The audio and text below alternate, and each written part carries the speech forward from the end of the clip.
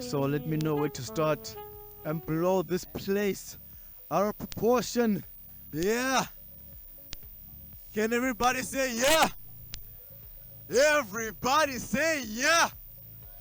Everybody say yeah. Yeah. Woo! Let me know where to start. Ready? Welcome, ladies and gentlemen. Welcome to Billion Breeze for Forbidden Fruit Action. This is your boy King Leonidas, the Supreme Kojana, the alpha male among species. Hashtag cheat code. I'm about to I will be your host, your MC for today. So I'd like to actually thank and welcome to the gentleman who started this vision and lift up to the beginning of a new era. Welcome to Utanatswa, Lungisa, and Sika! Woo! Yes, sir, yes, sir. Welcome, welcome. Here's the mic.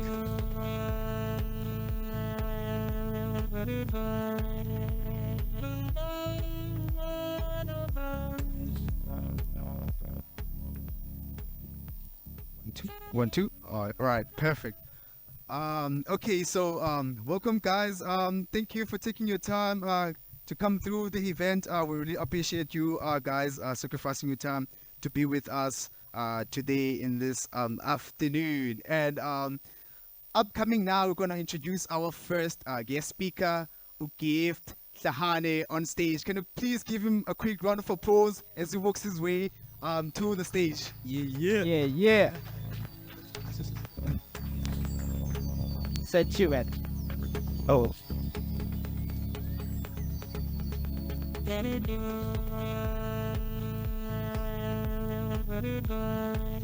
Okay. What a way to test Mike. Okay. So Gift, the question I have for you today will be quite simple and straightforward. In terms of young individuals, as black people, as the youth, people, that this whole business thing, not exposed to, these books that, speak of finances and, running a business. So what would you say to anybody that wants to start being an entrepreneur, and tell us maybe a bit of you and who you are and what you do, and also what was the challenges through this whole entrepreneurship a journey that you had? Yeah, that's so many one question. Okay, do I start with my introduction? Okay, cool. My name is Gift Sahani. I'm originally from Joburg. I moved to PE 2011. I think that's like 14 years ago. Yeah. Then that's the intro part of things. So in terms of motivating young entrepreneurs, especially young black entrepreneur, I would say start difficult, because you guys are already at a disadvantage. Like, no matter how you see it, you guys might be cool. You are cool, but start difficult. Difficult is completing school. Yeah, let's start there. Don't be fooled to say you're gonna be a Mark Zuckerberg or you're gonna be whatever without those papers. Get your law degree, get your accounting thing, and put it aside and do your side hustle. Okay. Do what you guys are doing, but start difficult, which is school. Yeah. And I won't lie to you and say, no, go for your dream. Your dream needs money. For you to be here, it's money. Yeah. So, and needs validation as well. So start difficult, start with school. Start with the vision. Your first vision is always zero. You wanna be a lawyer, you can study law and you won't follow through. So everybody wants to be in the entertainment space because that's where everything is gravitating towards. It's easy. It looks like it's easy money, Yeah. but it's not. Nothing is easy. You don't tell your friends after you've posted like on your YouTube channel or your Instagram that, hey dude, I actually walked 5Ks to get here. Yeah. Because you guys look cool, everything looks cool. So my advice, start difficult. The difficult stuff makes your life in the long run easier. So set up shop, like register a company after your matric.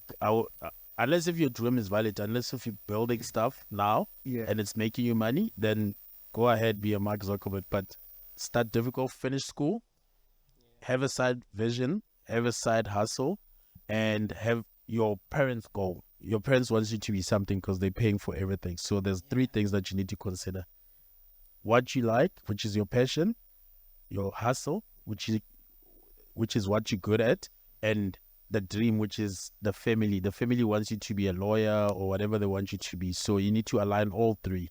So to have all those three things aligned, it's starting difficult.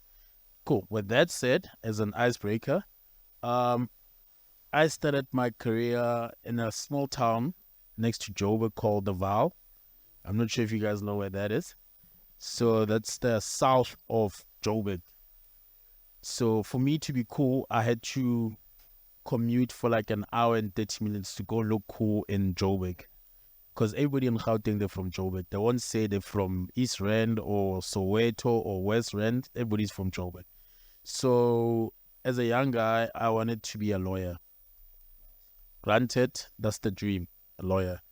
Then on my matric year, I was tasked to be part of the entertainment committee for my grade.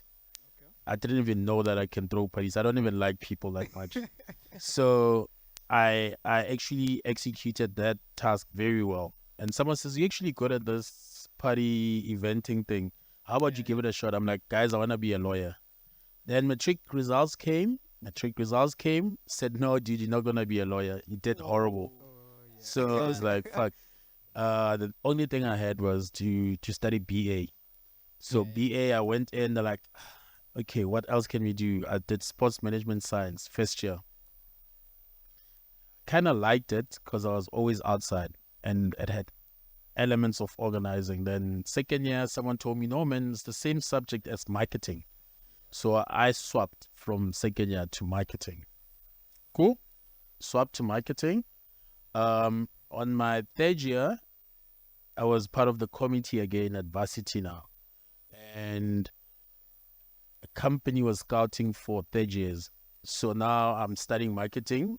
Mid-year, I got scouted by a big marketing, I think one of the top 3 in their industry, not one of the top 2 in their industry in the whole world. Nice. They scouted. They're like, no, dude, like you're almost done.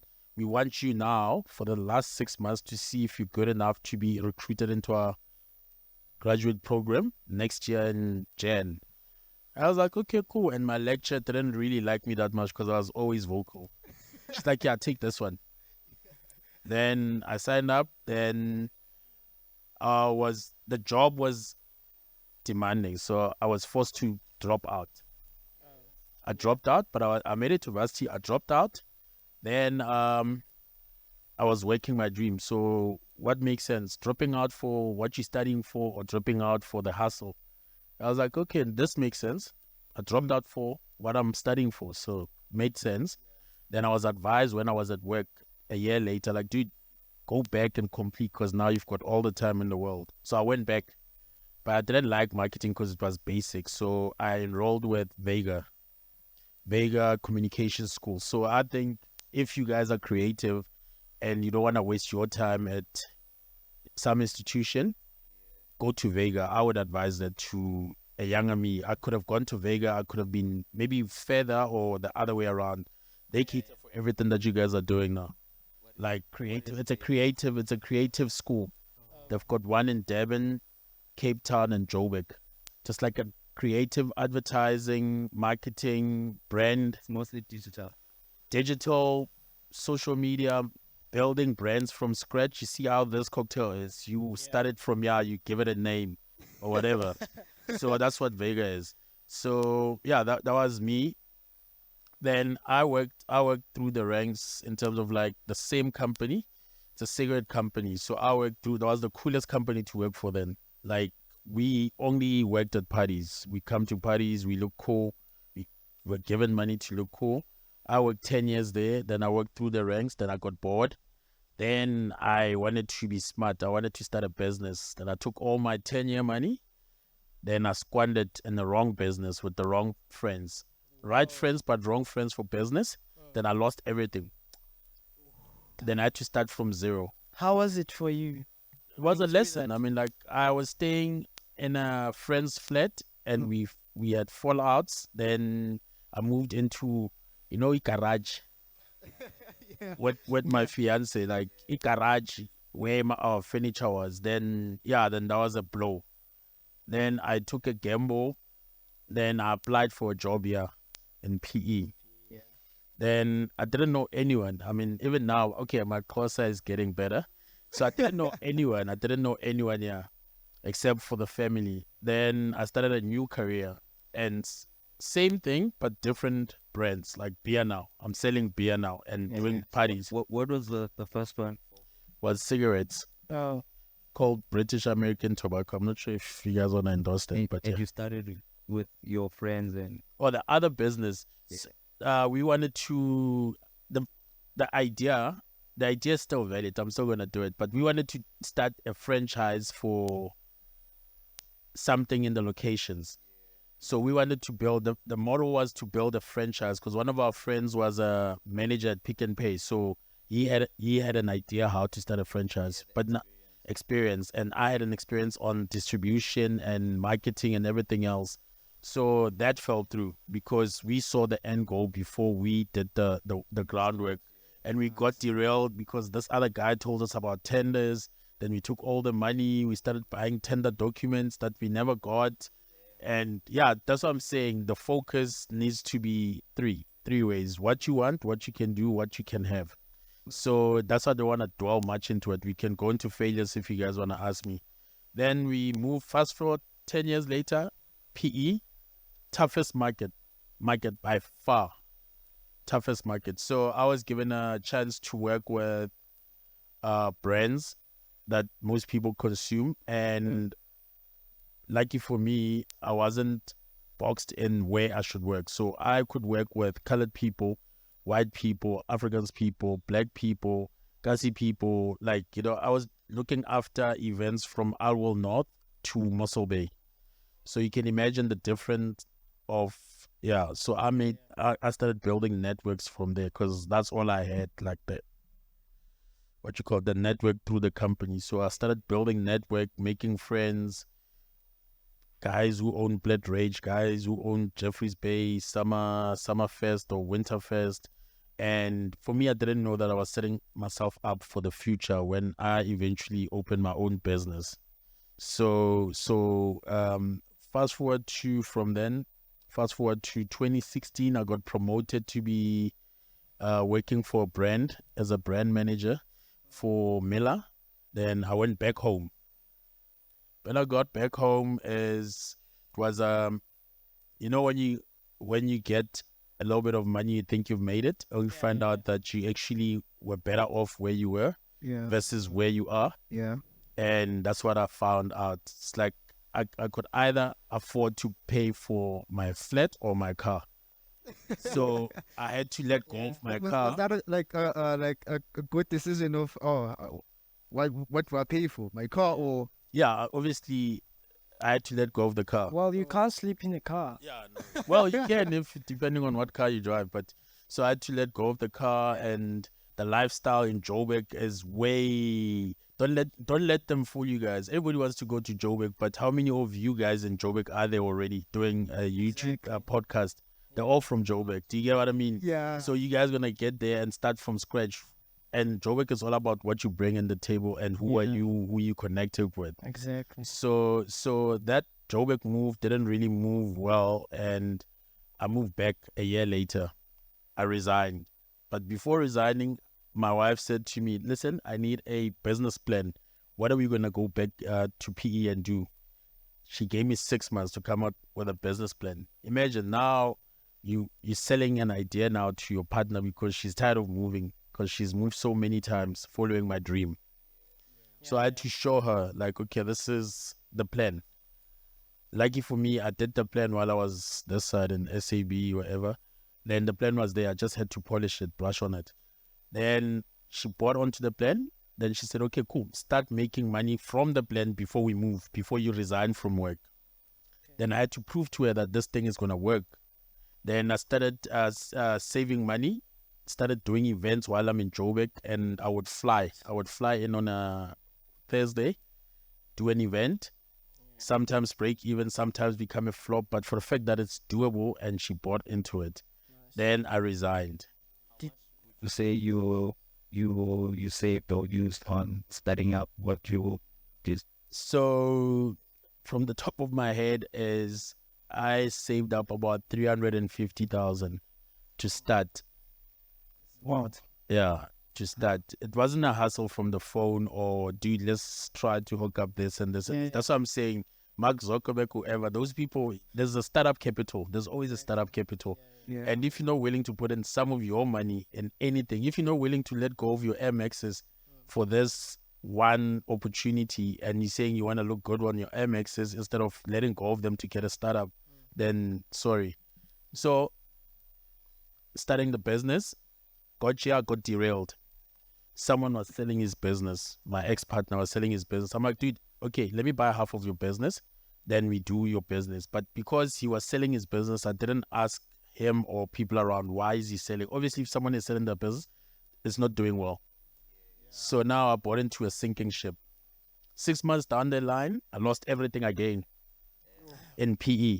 I think After investing plus 300, yeah, I lost everything. Now I've got a wife that's pissed off now. Like, okay, what's next? I had to build from ground up now. So now this is the real story. That was some fluff intro, like to get to the real story. Now I'm starting afresh now with zero. that's why we need people like you who already would Yeah. and what to look out Yeah. when starting. And you had a pretty good, solid wife. I'm not gonna lie, to stick with you through those times. Yeah. I mean, when I'm looking at him, like, yeah, I mean, she deserves all the money in the world, not only money, but also the love, you know. So, yeah. So yeah, no, I was blessed to get a partner that's understanding of all the hustle bullshit, to be honest. Yeah, so we had to start from scratch. So I had a loving wife, supporting wife, and I also had an understanding, what you call it, landlord. So I couldn't pay my rent for 7 months. Damn. Wow. I think the landlord saw the potential that Oh, you reckon so? So you'll hear the story of the landlord shortly. So the landlord, I told her, I was like, look, because as I came in, I paid for like 6 months up front and I never gave her hustles, whatever. So I kind of knew what business you need to set yourself up. If you unable to set yourself up for at least 3 months trying to hustle, rethink it, pack it, and get more money because everything costs money. So with that, we started a brand, me and my old business partner, but he was so smart enough to say, listen, I'm going to take the assets. Yeah. And he forgot that I was a marketer. So he left me with the brands. Okay. So he left me with a brand called Chillers on Chapel and Vinyl Cafe Vinyl. So for me, I already knew how to build a brand. So he didn't know that the value of Chillers was more than the assets in a market value. So we build a brand like Chillers for brands to buy into. But because he was impatient, he decided, no, what, let me take what I can see. He took what he could see, then he ducked, and he left me with the brand. Then 2 months later, the brands that we're partnering with, they said, hey, actually, we like what you guys are doing in the Eastern Cape. We've got money for you guys for the rest of the year. And they gave us like a 6 to 7 figure amount to finish the year Yes. from nothing. And I was also blessed to have people like the Roof Garden Bar, because I was actually making the money with my brand. So they're like, no, we need you here so that I don't take my brand anywhere, because they also saw that this brand is actually new, dynamic, and everything else, potential. And so that's where we started as the different company now, which is Enter Route Marketing. That's where we started with Chillers on what was it called? Chillers on Chapel, before they changed the name. Then then year one, it went from actual 6 figures to 7 figures now in sponsorship from one company. Then also the brand was doing well in terms of support. Then I used to rent furniture from another white guy. That white guy says, dude, I've made this much from you in 6 months. Why don't you start making your own furniture instead of renting? Because you spend 25,000 every month, once a day.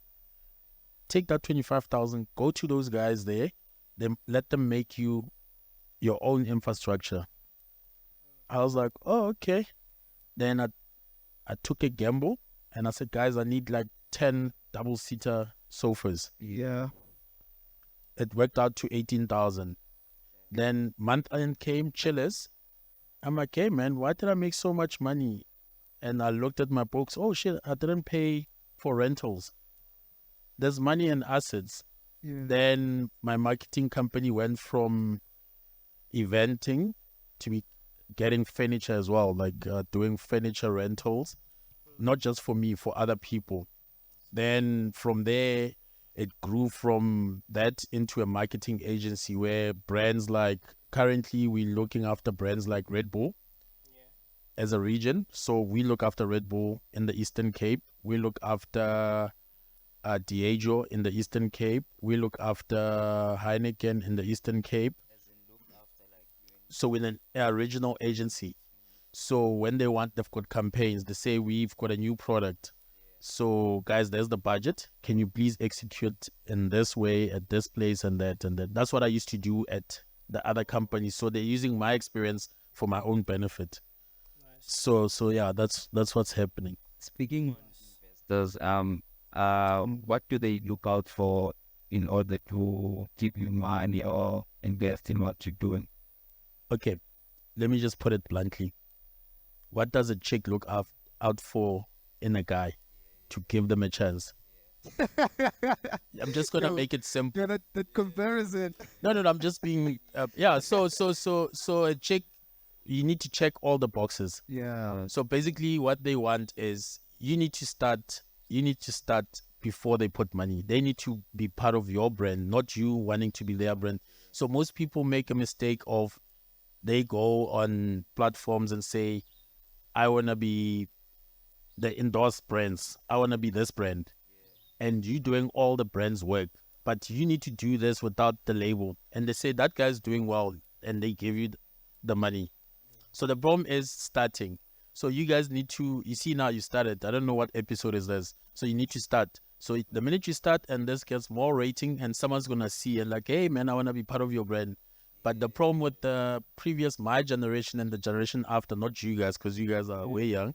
So the problem with our generation is we wanted what Mandela promised our parents and saying free everything, we deserve it, So that's what the problem with you guys. The difference is you guys are turning it completely sideways. Like it's a different story. What you guys have here is a setup, and I wouldn't even, my generation would say, "I'm fit. We don't have time. You're doing well, sharp, good for you. Masosela, elwandle, first weekend." But you guys take all those elements, the seriousness, the fun, but you want to be taken serious as well. So the more you push, you need to sell your brand more. I mean, like the T-shirt is the first step, which means you guys are taking yourself serious. You know what I mean? So I wasn't even sure if I should wear a suit or whatever, but I'm like, hey, I'm speaking to the youth. I might as well go being myself. You know what I mean? Yeah, feel free, because you guys, like, it could go anyway. So going back to your thing, the brands are looking for initiative. You need to start. Yeah, but starting, you need to either start as a crew or start minimal. Don't try to become a McG. Like, look at the first episode, Yaga McG. The struggles. And the struggles pays off. That's why my first opening statement was start. Start off. No, We're back. I think the start difficult, and start then difficult. I as said you start go, hard. yeah. So if you start hard, the easier become easier. So if you start hard, like with our company, we pay UIF. We pay UIF even if we don't have a profit on that month. We pay UIF for our employees. We've got 4 permanent employees. We've got 30 temporary employees that we employ. 30. 30. Directly and indirectly. And we make sure that we follow the rules. We pay UIF, we pay workman compensation. 90% of people in the businesses that have more money than me, they don't even pay UIF or workman's compensation. So we started with the difficult things because we know that we're going to get to that level where we want to be. By the time we get to a national agency level, we're not shocked by paying UIF for 30 people, which is going to be like 100,000 every month. So those are the type of things that you need to start difficult. Start by walking. Don't take Uber. Before you saying you're going to work, walk to work so that you know that you don't want to walk. Yeah, the struggle. You're hustling for that first car. But now if your first day you're taking Uber, life is easy. If you've never been rained on, if you've never shower, it's dusty. If you've never gone to your friend's house and you say, okay, no gift, but no gift just left now and you have to walk back with disappointment, everything is going to be easy. You need to learn, yeah. I mean, there are struggles. Even us, we don't. Digital cameras. Then we don't even have a tripod Hard drive. Hard drive just to put it for, yeah. to record our shooting. So we know the struggles, and I think we're on a good course. Yeah, but for me, it's just you guys, the phone is taken away from these. So you can use your phone. One person has to have a good phone, then you can use that phone. But it doesn't mean that you guys don't have to work smart. Struggling is a choice or it's a situation. But if you don't have to, you don't have to. But all you have to do is you guys need to ask questions, relevant questions. So what do I need to start a company? What do I need to start a podcast? Everything is always on YouTube. You can get everything. So you guys need to ask the right questions. But my thing to you guys is don't listen to anyone. The least you can do is at least finish your matric. The least. Even a degree right now doesn't amount to shit. Right now. Like a 3 or 4 year degree doesn't amount to shit. Like when you're working at corporate, people are doing their masters and their doctorates just to be an intern. So that's what I'm saying. The least you can do, you want to be a rapper, at least have matric. Yeah. The last rapper without a matric, Bubu Casper, and he made it, but I don't think it's going to be easier for anyone else beyond that. Speaking on that, most people are influenced that they succeeded without having a degree, but I think that's false information given to people. It's false advertising because it's like that person, that one friend you go out with to drink. Then when you guys come back at 3, you guys sleep and he stays up studying. And he knows that he's only going to suffer 1 hour, 30 minutes while he's writing exams. And when he's done passing, he goes to sleep. Then you guys come back from that same exam saying, yo, skhathele. Yeah. Usalele umjida. Kanti anazi umjida. Actually studied, bekafunda yena, uphasile. Makabuye uthi, hey, uthole 90. When uthole 30, uthi njani mfundini? That's what I'm saying. Like, don't follow your dream. Like, I'm not saying don't drop out if you don't want to drop, if you don't want to. But I'm saying, me now, from my experience, is you're gonna get to a point where education, it's gonna now you're not gonna fight education. You're gonna fight other cultures. There's a guy with matric that's heading the whole department. When you've got a degree, you're reporting to him. Yeah. So you need to always level up in this world. Yeah, one last question before the break. What I want to ask, do you feel like with a degree, right? So you have this degree, I'm an engineer, like I'm a lawyer, I'm a pilot, whatever you want to call it that you qualified for. So do you feel like it's also going to make you like financial free from your standpoint? Okay. I'm just going to give you two situation on that one. So I'm gonna give you an example. I've got a IT technician, a biochemist, Sure. a lawyer. Ne? These people graduated from Nelson Mandela University. A lawyer, another lawyer. I'm talking about people I know, close friends, like in the industry. They graduated and they put it there. And mom, there you go. There you go. You see what I mean? So there's your degree. There's your degree. And what they did is the IT guy is a photographer. His girlfriend, she does videographer. The other lawyer is a venue owner, right? And the other lawyer works for Red Bull, right? So basically what they did is they did the whole qualification thing to say to the parents, thank you. 50% of the people that graduated from most varsities, they just did, for the parents. They're not doing it for themselves, but they've got a fallback plan. Can always go. And most of them are all under 30. Then the second part of your question is freedom is not financial. Freedom is time. It's not financial. You can have all the money in the world and still be stressed and whatever. And freedom is time. Like when I left corporate, I said, I don't want to have a meeting before 11 unless if I'm already in that project. So I don't take meetings before 11 a.m. I wake up at 6, but I leave my house at 10:30. I go to gym 8 till 9 with the housewives because I can afford to be at gym 8 till 9. I have breakfast at a restaurant because my thing is when I was working, I'm like, why can't all black people can't afford to go time-wise to go to eat lunch at the restaurant? We have to eat from our desk.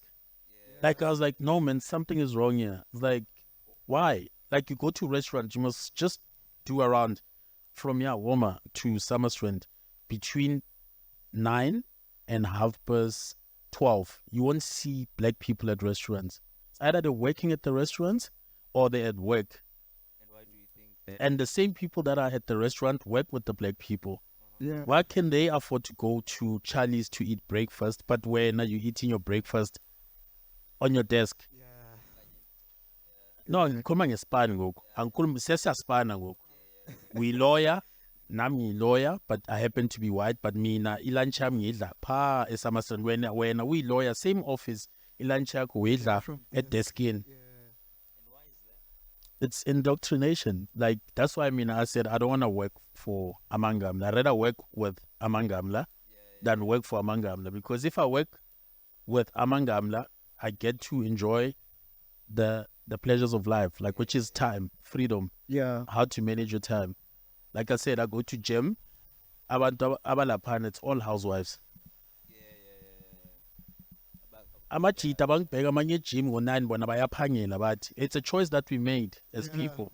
So that's why, back to your answer. So gents, do the right thing, finish if you have to finish, but my advice is rather study something that you like, so that you don't have to say to your parents wasting their money. You don't have to waste your parents' money.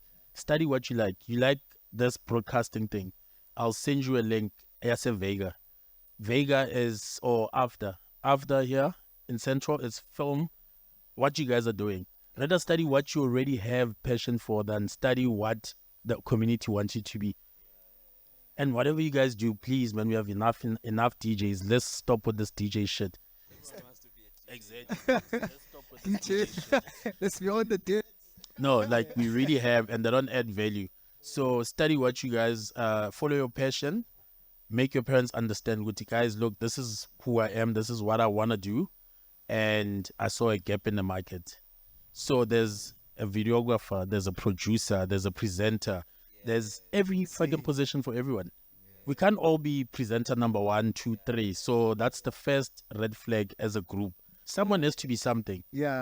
But do what you love. Don't do what the community wants. But first step, finish matric, then figure out what you want to do and go to the right institution. You can't learn to be a jockey at a surfing school. You can't. That's that. Sure. Okay. Guys. That's it for Gift Sahane. I thank you for having us today, and we appreciate your time putting through and having this conversation. by the poolside. As Waman just said, it becomes more what? Palatable to the ear by poolside. Yeah, and we'll catch you guys after a quick short break with more coming up with our second guest. Yeah. At Billy O'Breeze, we are more than just a mobile bar service. We are creators of unforgettable moments. Our journey began with a passion for the art of mixology and a profound appreciation for the significance of celebrations, founded on the belief that every event, whether a private soiree, a corporate gathering, or a wedding celebration, deserves a touch of sophistication and magic. We embarked on a mission to redefine the standards of event hospitality. We are back from the ad break. Hope you guys enjoyed. They'll be introducing the next person. Hope you capture some more knowledge. Yes, sir. Welcome back once again. And okay, so who we have for our second speaker? Can we please get a drum roll behind the scenes from the audience quick before drum roll? Yeah. Up next on stage we have Amanda Titiza. Yes. Let's do this. Yeah.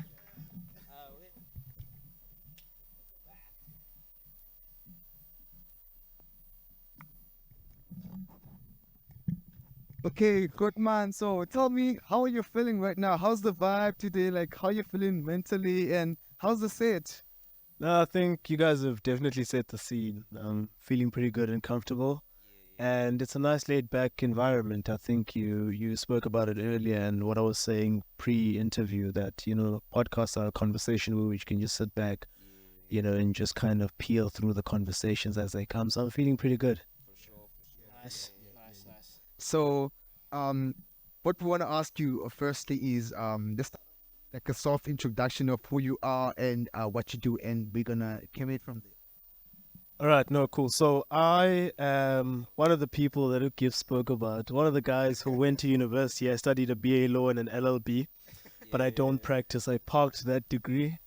And I then became a self-starter. I started my own business. We focus on engagement strategy and business development. And that's what I've been pushing for a number of years now. What's the name of the business? It's called The Black Brand. Yeah, and I've been involved in a lot over the years, trying to, kind of dig myself into a lot of pies. And one of the avenues that I'm also starting in is coffee. Like a coffee cafe. I think, I'm dabbling into both. My thing is always trying to not just start a business at base level. I think trying to complete the whole value chain in a business makes sense. So we're moving more into the agricultural aspects of the coffee. So we've done a lot of groundwork currently, and we're looking to start up production in East London, because those are one of the areas that are more fertile for coffee, especially when you look at the type of coffee. In South Africa, we're more popular to farming Arabica or Arabia coffee. And, either KZN is a popular area to farm coffee, but also in your more coastal areas, you get a lot of coffee that's farmed. So East London would be one of the areas where we would start agriculturally processing coffee, and as well as, also selling coffee as well in an establishment through retail by starting up a coffee shop. So we'll move into the whole value chain of supply. You want to start off a coffee brand from the start, like Yeah, from bean to cup. Or rather from seed to cup. And what motivated you to, what got you to this whole coffee thing? What was the drive behind it? Again, I'm going to sound parachuting, but it's something that you guys discussed earlier. It's, I spend 2 out of 5 days sitting in restaurants and coffee shops. And I remember where this whole thing sparked up. I was having a conversation with one of the guys that owns a coffee shop, a popular one up in PE. I won't mention any names, but he's kind of been mentoring me for the past couple of years. And he mentioned to me how when they moved the restrictions from level 1, 2, and 3, and people could go in to coffee shops, how they broke record sales. As in, they'd sold the most cups in that season than they had since the establishment had started. And you sit back and you look, why can a white person come in at 7 a.m. in the morning, just after a school drop off, buy coffee, leave, the housewives go to gym, they come back, they pick up the kid, they buy a coffee for themselves and maybe an iced coffee or whatever for the child. Then before they pick them up from sport, they come back and they buy coffee. That's over 150 rand spent in one day, and this person is still going to come back tomorrow. I'm sure. And you look at these coffee shops, for real, these coffee shops open up at 6. I usually get to, especially on a Monday, I'm in Cape Road, Seattle, and I just interact with the sales there. And you realize that they've probably made 3,000 rand a day by 9 a.m. No, not in a day, by 9 a.m. It's crazy money. And coffee has about 100 to 200% markup. it's the most underrated business. It's actually not the most underrated business. Coffee, I think, second to, I read an article, but I think it's second to alcohol is the most consumed in the world. And I've been stuck on that cycle of having to start off your day off like with a coffee. I feel like I don't know what's the pattern behind it, but I mean, to start off a day with a coffee, it's great. I mean, it's great overall. And what I found that is that coffee people are so loyal. Like It's a lifestyle. Yeah, It's a lifestyle. If we're being honest, coffee is a lifestyle, man. You ask your tea and coffee people or enthusiasts, they'll tell you it's a lifestyle. And that's why I want to complete the whole value chain, because where the real money is in agriculture, but where the lifestyle is in retail. So if you can get that model right, you'll win on both ends. yeah. But do you start off your day on a coffee break or? Yeah, I always do. I mean, Yeah. that's where the interest in coffee starts. Is it Obvious. for the lifestyle or does it do something for you? Naturally, it has caffeine, so it'll give you that rush. I mean, coffee lasts in your system for 8 hours, and people don't know that. That's why I don't have coffee after 4 p.m. And before 9, I'll have a cappuccino. In Italy, they'll tell you can't have a cappuccino after 9 a.m. Then maybe throughout the day, if you have a coffee late, maybe a butterscotch latte or any kind of latte, just to kind of ease it through and not let it sit in your stomach. But if you're just looking for that quick pick-me-up, maybe an Americano. But it is for that pick-me-up sometimes. But also, I'm more of a creative. So I actually started studying marketing in my first year, and I quit it. My whole goal was I started in my first year BCom marketing, and back then I think there was AAA School for Advertising. I don't know if it still exists, but my goal was to do marketing and then move to AAA. And then in my second year, I just decided, you know what, somehow I actually wanted to be a lawyer, and I switched and I studied LLB. But nonetheless, long story short, I'm a type of person who needs creativity to get their day going. And that's why being in an office 9 to 5 bores me. Yeah. And so that aesthetic and that lifestyle of being in a space where I feel like I'm in control of my work allows me to work better. So it's a bit of both. Yes. As Gift mentioned, and as you said, the LLB and law side, I heard that it's not really in practice. Like, people do the law and they come back and do other business. It's all those guys who did the law, like, they have their own businesses. They don't usually do the law side. It's maybe for satisfying the parents and all. Like, what's with that? No, look, it's not necessarily just that people study this to satisfy parents. That is also something that's quite important, because let's be real, we're black people.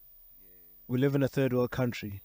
You need to be able to have and education is one of the only instruments that can take you from one income strata to the next.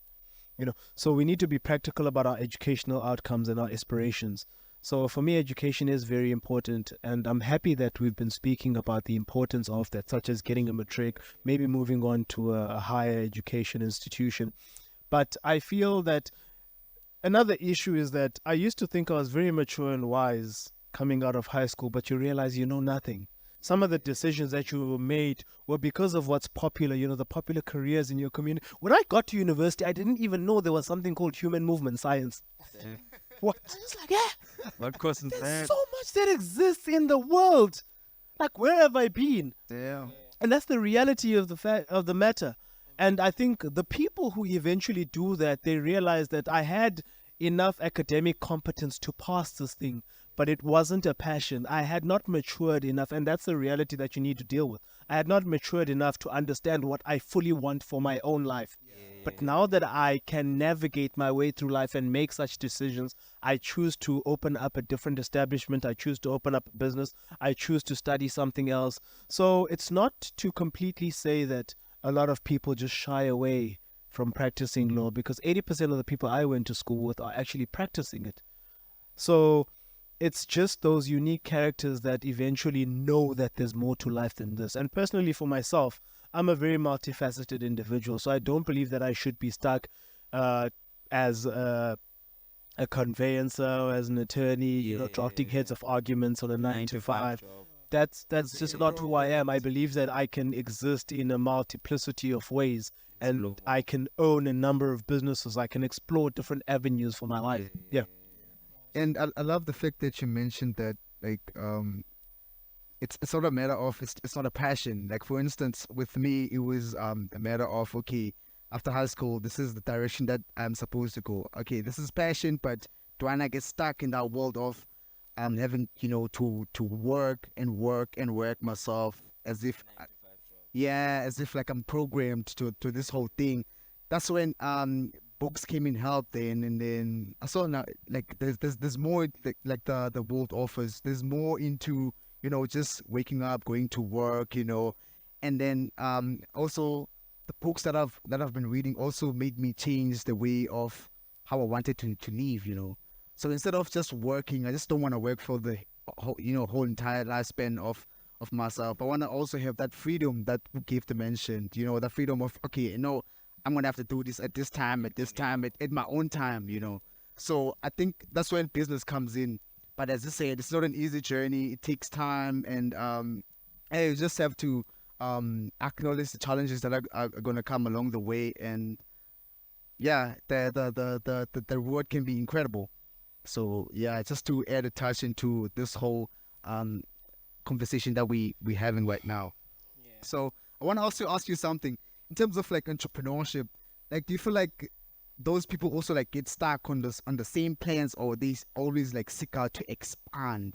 Like, okay, I have this coffee now. I'm earning this net worth for this company. For this, I'm earning this certain amount of money out of my company. What else can I look into? What books haven't I read of? Oh, okay, there's actually maybe, for instance, more money into let's say podcast, media, as in general. So do you feel like entrepreneurs also like get into the same thoughts of, oh, okay, no, I don't want to get comfortable with this. I want to expand. I want my net worth to actually climb infinite, so that the generation that I'm going to have for my kids is actually going to have this certain lifestyle. Yeah, a legacy. Yeah, like, it's a multi-layered question in the sense that one entrepreneur is different from the other. Yeah. And their understanding of business and pursuit of business is different. But life is not linear, and business is not linear. So what I mean by that is that life is not, I am born, I go to primary, I go to high school, I go to university, I work, I get a family, I grow in my industry, I die. I retire, I die. Life is not linear. And business is not linear. I don't start a business, work at this, grow this thing, and then eventually hand it over. There must be some aspects to which one looks to either diversify or, like I said, complete the whole value chain. And that's what kills a lot of businesses. It's that being linear. That's what killed a number of businesses in the cell phone industry. That was killed a number of business in newspaper. That ability to not diversify. So entrepreneurs aren't really people that should just want to be stuck in one place and do one thing, if I'm hearing your question correctly, and not just focus on that. You should always be able to understand where your business is, and that's the idea of one step ahead. You should understand what the market is like, where the world is moving, and what people want you to achieve. What are some of the interests that are out there? How is the world moving? So that you're not caught playing catch up. Nice. So, judging from where you are now, what skill did you wish you've acquired back then that you wish you had, like back then before coming to where you are now? Oh, that's tough, man.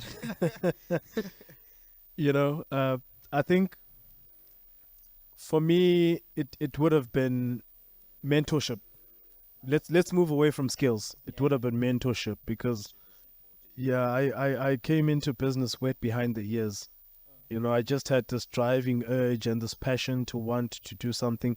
Back in varsity, that was still the hype of clothing. So first ever business that I started was a clothing line back in varsity. We had people working res, gents who used to stay in reses, housecom. So we used to push that. I remember when Madiba's radio was first launched. So we dressed the whole cast of them in this apparel. Guys who used to host off-campus parties used to be there. Gondwana still used to be a hot club back then, the Lulo cafes and the Eastern Cape-based guys. Moby Dixon went to Selborne. We used to kind of, when those guys rock up, hey man, just wear my t-shirt, or just, snapbacks was still a thing back then. Just wear the snapback when you're DJing. I had a friend as well that I went to school with, UTP. He owned Chase. So they used to host Chase Sundays with Clicks, and it would just be that thing. You get acquainted with DJs. There were guys that were from East London House natives and stuff, and used to wear those clothes. And that was it, But it was just hype. Financial, one of the key skills that I wish I could have learned aside of mentorship is financial management. Because I blew it. It was hard. I mean, no, I honestly blew it. You're a university student at the time. You're probably turning over at least 8K a month. It was easy to get grants from NYDA back then, so they pumped us with stock for probably 6-7 months. We were heavy loaded in autumn, winter, and summer wear. We had sketches out. We had, a lot of apparel, and we branded that. We had tags. We ziplocked it, and we were just pushing stock. But I didn't have financial management skills, man, and that just crashed the business. So to answer your question, I think those are the top two areas, if I'll call it that, where I wish I could have improved more. Now I'm very prudent with how things are run, especially from a financial standpoint.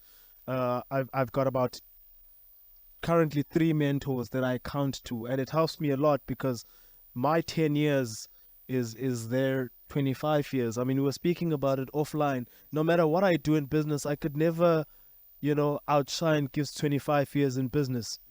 Could never, Yeah. and that's what matters. And that mentorship bridges that gap. I think a lot of young people just want to have skin in the game, but, you need that wisdom. And also, what do you think of like the youth, as the black community, what do you think of, not having these conversations, these conversations are not the kind of conversation whereby people just bring in out of nowhere. The normal conversation where the guy says like, no, what time we're going out to drink, when are we going out to a boardwalk, go spend some money, yeah, those topics that are not actually building, So yeah, what do you think of Ikasi as in general of, okay, no, abazali, they don't know of businesses, by business is a viable option and it can actually take you to this kind of direction. And what would be your message to abantu that actually want to start and are listening to Lena a podcast? I think for me, it's creating a culture. Yeah. Because we don't have a benchmark.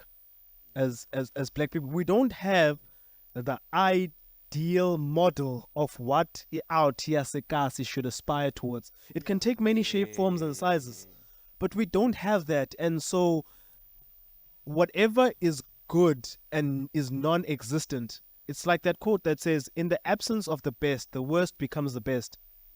So if we don't have that model of what the ideal individual should aspire towards, ekasi, then the worst will become the best. Sawujonga ezikrotmans selayo zanamacheri every weekend, yabo, they will become the best.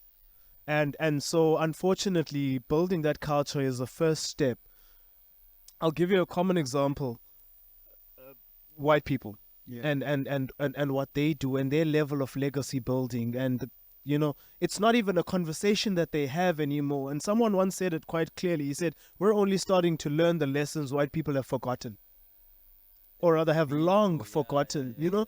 A simple case in point would be, I had to go to university and start from base level. I had to study, I had to build credibility for myself. There's a kid that was 4 years behind me that studied with our head boy. His dad has a farm. He tells his dad, I don't want to go to university. So he did like a business management qualification in UNISA. The first thing that dad did was like, oh, okay, calls supplier A, supplier B, A, B, C. He has a farm. Listen, my son is taking over now. So if you need, call him. He grew up on this farm. He knows the ropes. Yeah. At 22, that kid is a millionaire. I'm still in university trying to finish intellectual property that I failed twice. I'm still trying to build something of my... So for them, there are certain things that have been instilled that are just natural. You give out yasekasi imoto. The first thing the parent says, yamosha umntana. Every single white person that comes out of high school is given a car, even if it's granddad's old car or whatever the case, because we're teaching you responsibility. You have, within your pocket money, you have to have petrol money, you have to treat this thing well.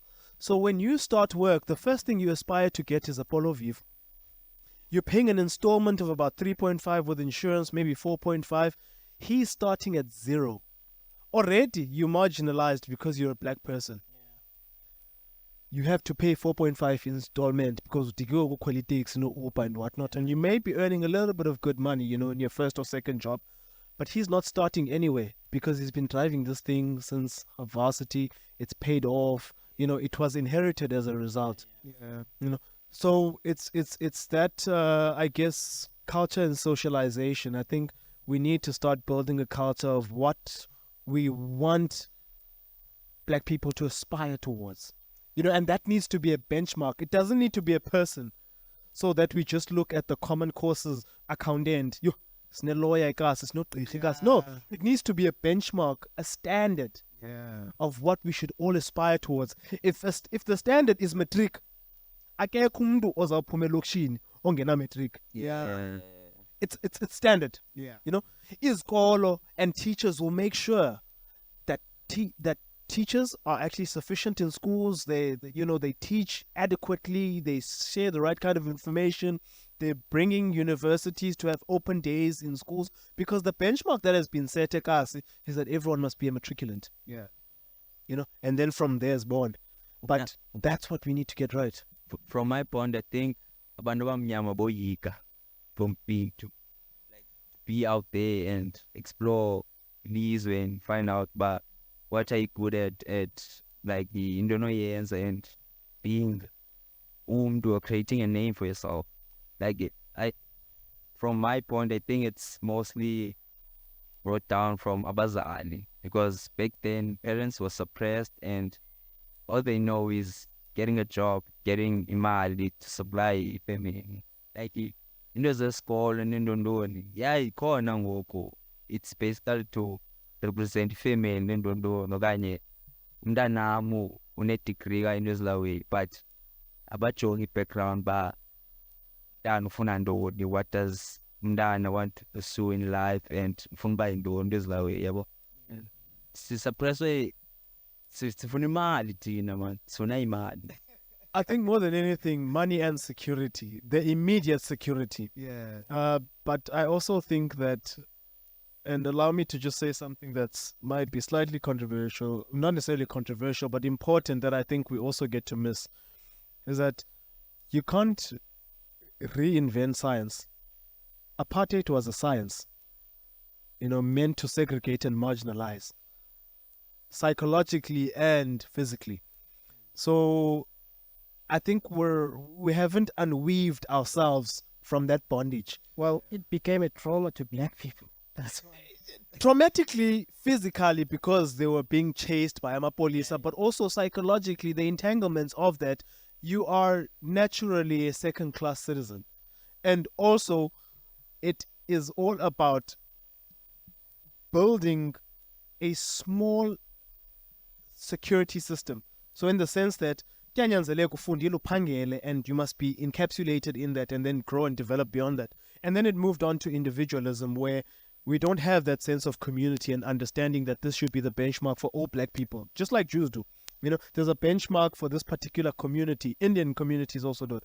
It became individualistic, and what we want. But also in the same vein, I also think that part of that concentrated, and it was called back in the day dumbing down the masses. Part of that concentrated thinking also suggests that you do not have the capacity and the capability because it is not in your ability and DNA to do it. I'll give you a common example. I wrote a tweet about this a few days ago, and I was saying my grandmother used to own 2 spaza shops in Ukshin. One was in Izwelicha, the other one was a gas. And a supermarket. Back in the day, they used to have those Lucky 7 chain stores. And my grandmother was part of that Lucky 7 chain stores. So it means that they computed the whole stage. They used to get wholesale. Back then, before all of these wholesalers came in, there was Metro. So Metro was responsible for different types of foods because they were part of the FMCG group. So it means that there was quality control. But during the rise of foreign nationals, obviously those fell through the waistline. But now, at the height of this whole controversial thing, 12 children have died just this month alone from these goods that are either contaminated, expired, or whatever the case may be. And I was saying to someone, it would have been easier for me to take over those 2 supermarkets. I looked at her management accounts. I found it in her Keist, I think back in 2019, and I saw management accounts from 1997. And in 1997, I think it was an income and expenditure statement that suggested that there was 1 month where she clocked in like 18,000. 18,000 in 1999 of one supermarket, small big market, Ekas. So you can imagine if I'd taken over those things, and it's something that I actually want to pick up as a pet project, going into the forthcoming years. But what I'm trying to say is no one would have trusted giving an 18-year-old that business. Yeah. Because it's going back to your point. It's not that you're yiga. We don't have it in our culture. We don't discuss those in a dinner table. We don't imagine our children becoming owners of production or businesses and the like. Go and study, work at Deloitte, and grow. One day when you're a partner, we'll clap hands for you and say, well, you've made it. But in no one's mind did we ever imagine that you would be the owner of a company that employs 4 people and 30 temp staff. That goes deep, yo. Yeah. That goes really, really deep, yo. I'm touched by that. But also just to remind you guys, if you guys have any questions behind the scenes, you can always come up on stage, ask the question that you want to ask related to what we're talking about, obviously. But I want to go back to that lineage that we talked about earlier on of a company, that constant street line. You find that most people, especially Abasikas, they go through that. Okay, we feel like, no, we're stuck as a business in Wopu. This is what's going on within the business. So we are actually in a loss. Yeah, we're actually in a loss. Income rate is constant. Like it stays between 2,000 monthly. Like how do you go about and then like scale it, go, oh, okay, what can we do more? What are we missing as a business? How should we take this? Well, as a business, okay, no, we're welcoming this feeling of, okay, you know what, we're starting, okay, so what are we gonna do about it? Yeah. Okay, so personally, I'll speak about my business because there are a number of business strategies that can be in place when it comes to that. So for us, it was easy to become stagnant because we were a B2B and a B2C, but then realized that we're not growing beyond our capacity, and we're not scaling. But in order to allow a company to become more valuable to its end user, and I think a lot of business people tend to focus on their vision, but your vision must match the end user's experience in order to kind of attract them. But scaling is not just sales volume, it's the breadth and depth of a business. So for us, it was understanding that if, for instance, when we started, we were just drafting business plans, market research, feasibility studies, how else could we deepen this thing? Let's draft a proposal that could go to let's add a research component to engagement strategy, where we pitch to the mining indaba and say, these are the outputs that you've been getting for the past 3 years. These are the policies that are wrapped around the industry. And this is what we feel like could also be tabulated in that. So you add a research component in order to make your company more lucrative. And in doing so, you unlock more work with other potential stakeholders. How could we start hosting more in-house business events, so that this not only just becomes an extra source of income, but also allows our company to diversify and in doing so become more valuable and also more profitable. So it's all about ensuring that the right business strategies are there. And also some things are just not sustainable if you are running them just out of, knowledge. Yeah, it just depends on your business, man. As Gift mentioned, he took about maybe 10 years to actually start or do what he's currently doing now. How long did it take for you to actually make the business profitable or well known? Yeah. I'm still on that journey. I'm still on that journey, I haven't reached the promised land. We mustn't glamorize entrepreneurship. It's tough. Yeah. I'm still on that journey. July, August, September, one of our toughest months. And I guess it's again having skin in the game, not being afraid to put in your own level of investment to do the right things. If you need equipment that allows your process to become quicker, do not just focus on employing more people to think that business will grow. The right strategy is grow your business and make it sustainable, because your income is part of your income. Salaries are part of operating costs. So you need to be able to have the knowledge to say, I don't have the requisite income to employ more people and to allow this to be. Otherwise, people will sue you, for just hiring and firing all the time. You'll constantly be in the CCMA. Do the right things. Like he says, he's taught himself to pay UIF so that he deals with the nitty-gritties of the problem. Mark Zuckerberg puts this quite clearly. He says, in a business, if you take care of the important things first and the right things first, then I believe that the rest of business will become more easier as you grow as a business person. Our problem with us is that we focus too much on profit. We're too profit-orientated before we take care of the small things. Getting your supply chain completed, understanding where your market lies, and capitalizing on that, building a sustainable business, knowing that you're ensuring staff retention and loyalty by ensuring that you're paying them UIF, that you're giving them bonuses when they're due, and that there's maybe an 8% income raise every year or every 2 years, whatever the case may be. But doing the right things and having the right systems in your business to ensure that, they become sustainable. So I have not reached that. I'm still in the process of doing that. They tell you all these philosophies that the business cycle of a business is 3 years. So if you sustain, or if you move past the first 100 days, then you've built a sustainable business. But sometimes it doesn't work. Because in some cases, or in more often than not, you're jumping off the roof and building a parachute on your way down. Okay, we have a question on the outside. Of course, you want to come through and we'll pass you the mic. Yeah.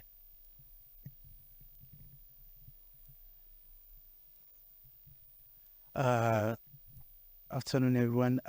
So my question is,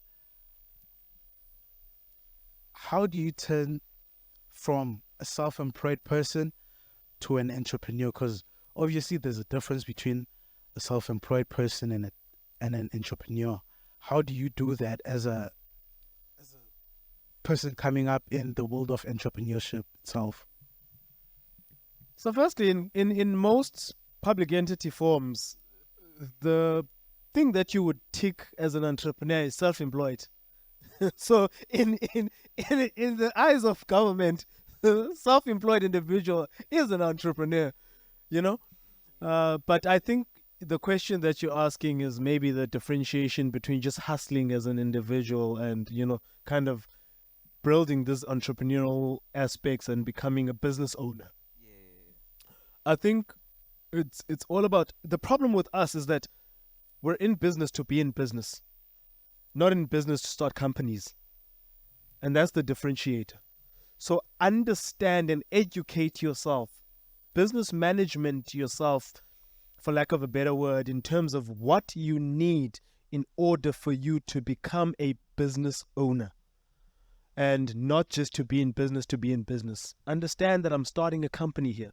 You know, there's certain thresholds that you're going to meet. Like, for instance, as a self-employed person, when you speak about, I remember my sister's an accountant and she used to do my returns, and she'd ask myself, so ikambani bifuna ndone eldo. Be willing to walk barefoot because I'm enduring this thing. Instead of buying Air Force Ones, I'm investing in a better camera. You know, I'm not just excited that this thing is bringing viewerships, is bringing money, is bringing status, you know. To speak on that, it's not easy. Like that generation was pillar on cloud, like where the Air Force Ones, niggas. You can't run away on from that. the podcast okanye kule company senzayo sifuna ubonakala about that we're making money out there yabo. Like, I mean, in a way sifuna impress abantu. yeah, can I also like, touch on that? Okay, I feel like what I have to say through that is that, Bana, as Amanda said, like, it's understanding about okay, now we're earning like the certain figure of amount monthly, but what are we planning on to do with the amount? Are we gonna do a cloud, impress a man, or we're gonna put it into a business and get more out of a business? Well, for now, asikafiki kula part yoba sizospend imali business. Yeah, and sasifika phana, I'm very sure, asizospend imali to buy impahla zethu. We're gonna spend the money for the business stuff, not into zethu. Kulula ithetha loo nto, kodwa xa ilapha imali. I've been there. But I think also it's all about, I love what Matthew McConaughey says, and he says, I can't wait to, when he started acting, he said, I can't wait to meet my future self in 10 years. Yeah. And all he did was put his head down and work towards that. You know. So I think you don't need, and this is a common mistake that people in business make. They want to show that, yes, I do business. And unfortunately for black people, we only see success through the outer appearance and the things that you have, you know? So I think it's just putting your head down, man, and getting stuck in. I mean, and building this thing. We've been talking for a lot, and it's actually still from much. Sure. I think to wrap it up, what advice would you give to Inake as a podcast? Sisaqala lento siyenzayo and not giving up. Masithi udala challenges uzifumana and on maybe financial wise or business nje yabo. Advice ongasinika yona, what would it be? I think for me, it's never stop growing. So constantly, even when you guys do mock podcasts, develop the content and the skill. Because this is a skill. You don't just wake up and decide I want to do a podcast. Do mock podcasts. one of the things that I do is speak. So I found my niche, and I strictly do corporates. I don't do parties or social engagements. I do strictly corporate engagements. And one of the things that I do is I constantly curate content so that if I'm in an environment today, if I get called to facilitate an engagement or to kind of be at that particular space or a conference or whatever the case may be, I constantly research on things that are aligned to my industry. So if you guys are doing popular opinion, consciousness, or whatever the case may be, read, educate yourselves, grow yourselves, develop, do mock podcasts that you have in terms of content that you'd like to touch on. Know what you would like to touch on. And when you know what you'd like to speak on, then you research in terms of what you want to do. You get the right people in the room. You constantly improve your level of presenting. You engage with your producer when you do those mock. Okay, I didn't like how you zoomed in to, and forgot maybe me or another person. So that those things aren't just refined in the moment. They're done pre. And you're constantly just improving on yourselves. I think a lot of people want to learn and build in the moment, but you do that before. You ask any footballer, it's what Kobe Bryant says. He has to take that one shot. He's done it 1,000 times in practice. And that's the separation between good podcasts and average ones. Yeah. And that's where the depth comes in. So my advice would be never stop growing, man. And again, you guys have already started. So that whole concept of don't be afraid to start doesn't kind of hold weight, but also don't take for granted the space that you're in and understand the vision. If it matches with everyone, then keep it that way. If it doesn't, find a way to be able to find your equilibrium so that everyone is on the right wavelength. You're all skilled. Find also what everyone is good at. Like who gives said, it can't be presenter 1, 2, and 3. There's certain elements that people are good at naturally. Do that and build from there. Yeah, and I think also talking about that, I think also like the motivation like behind it, like when we see ourselves sometimes from 10 years, around 15 years from time now, is actually coming in as a machita, having to own maybe this a million house whereby we can come in, and then if I see maybe for instance equal partner I'm waking up at 5 a.m. going for like a jog, kind of going to gym, obviously now to in the house will be concerned by you. Why don't you is he into these patterns? Oh, what are we not doing, Tina? Right? Is it's that bro pack of the motivation of this actually more into one, and actually there's more into life as well. So yeah, just to wrap it up, on the audience, thank you guys for coming through, and we appreciate you guys once again coming through. We see the smiles, probably you guys enjoying yourselves, and what you guys are actually what you guys are also receiving. And also thank you to Billy Breeze for hosting us for this event, and thank you for from EMCA to Ole to Timberlake to, we'll put his link down in the description. Can we get around for that? Also, that applies the same for our first speaker, Victor Hane. We'll put down his social links so that you can reach out to him. Can we get a round of applause for Victor Hane for coming through today? And lastly, Iboda Amanda Didiza, thank you for coming through and having us sometimes. That also applies in a cool way.